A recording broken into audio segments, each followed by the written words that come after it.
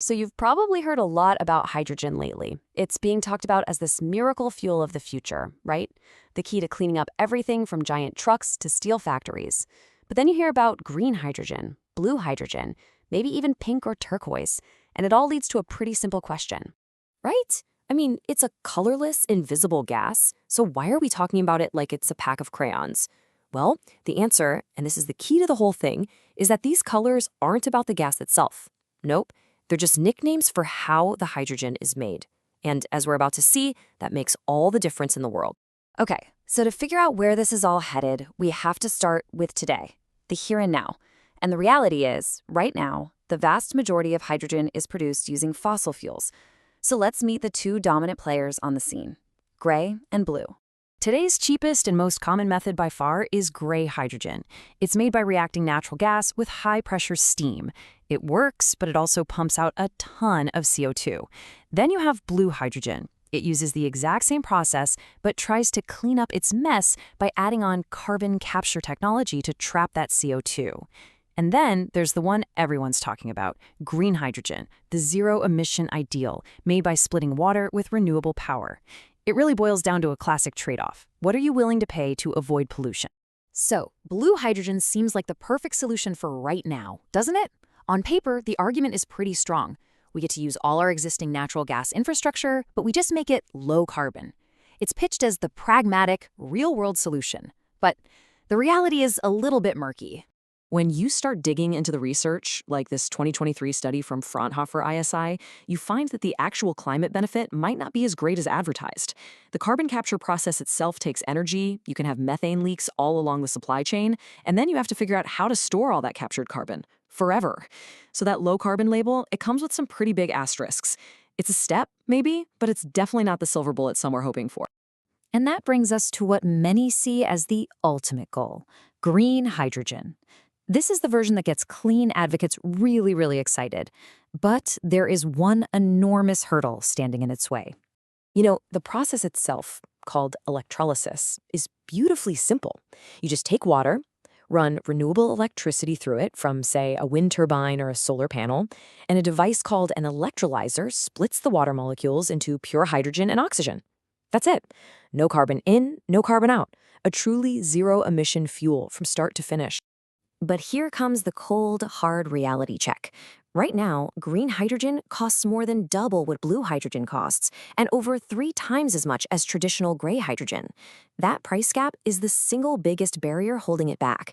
So the billion-dollar question is, how do we close it?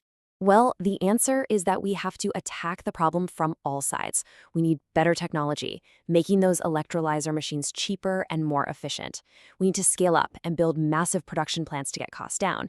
And most critically, we need the price of renewable energy from wind and solar to continue its nosedive, since that's the main ingredient. So the debate seemed to be pretty straightforward. We've got the dirty but cheap present and the clean but expensive future. The whole conversation was about how fast we could switch from blue to green.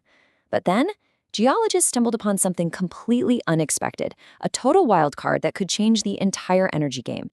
Explorers, like the ones working in the Powder River Basin, weren't even looking for hydrogen, but they found it, trapped in deep underground reservoirs, just like you'd find natural gas. This isn't hydrogen we have to make, it's hydrogen we just have to find. And they've nicknamed it white hydrogen. It's naturally produced by geological processes deep inside the Earth's crust. And because you don't need an energy-hungry factory to make it, it could be incredibly low carbon and potentially very, very cheap to get out of the ground. It's like nature's been making its own clean fuel for us this whole time. And this isn't just some academic curiosity anymore. Real money is starting to flow. While it's a tiny market today, projections show it growing significantly by 2030. Investment is pouring into exploration in places like the US, Canada, and Namibia, sparking what looks like a modern-day gold rush. Okay, but before we declare the race over, let's get real for a second. Right now, extracting white hydrogen is extremely expensive, even more than making green hydrogen. The technology to drill for it is brand new, we don't have the regulations in place to manage it, and we are literally just scratching the surface of where these deposits might be and how big they are. So this brings us to the big picture. We have the established polluting industry in gray, a controversial transitional fuel in blue, a clean but costly ideal in green, and now this high-potential, unproven newcomer in white. The race to power our future is on. You know, in the long run, the real contest might come down to green versus white.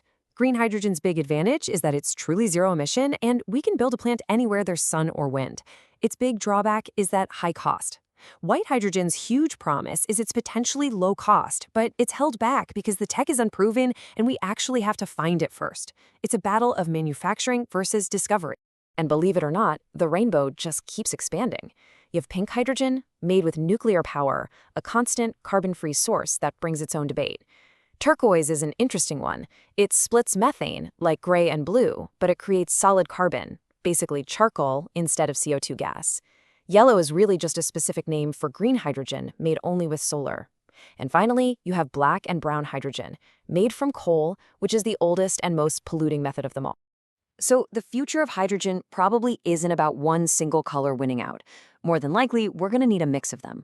But as technology, economics, and policy all keep changing, the balance between these colors is what will define our energy future. So the real question isn't just which color will win, but what kind of energy future we truly want to build.